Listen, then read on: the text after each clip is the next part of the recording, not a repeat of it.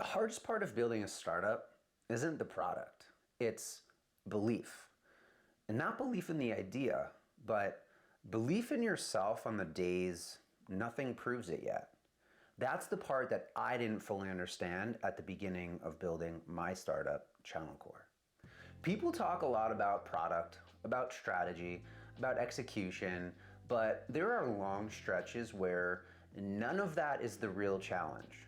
The real challenge is waking up, doing the work, and making decisions when there's no clear signal telling you that you're right. There's no increase in traction, there's no outside validation, no moment where things suddenly feel obvious.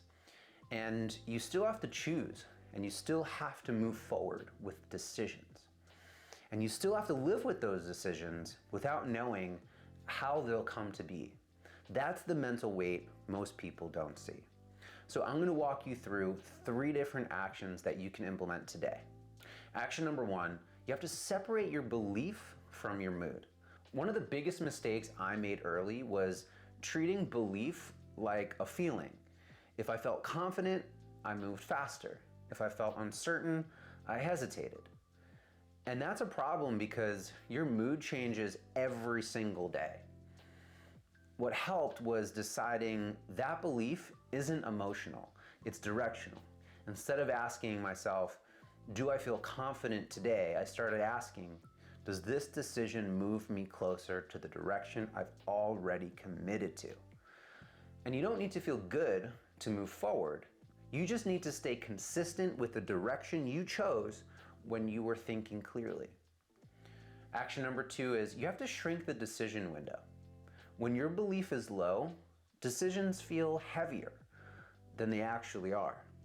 Everything starts to feel permanent, like one wrong move could ruin everything. So instead of making big, open-ended decisions, what I did was I started to shrink that decision window. Not, is this the right move for the long term, but is this the best move and the best decision for the next 30 days? And those shorter windows makes the decision process a little bit easier. They remove the pressure to be right forever. Now, you're not deciding your future, you're just deciding the next step.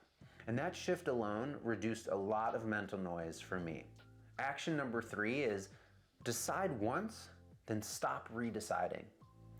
This one was a big one for me. Early on, I would make a decision and then mentally revisit it every single day. And I know that I'm not the only one that does this. I second-guessed everything.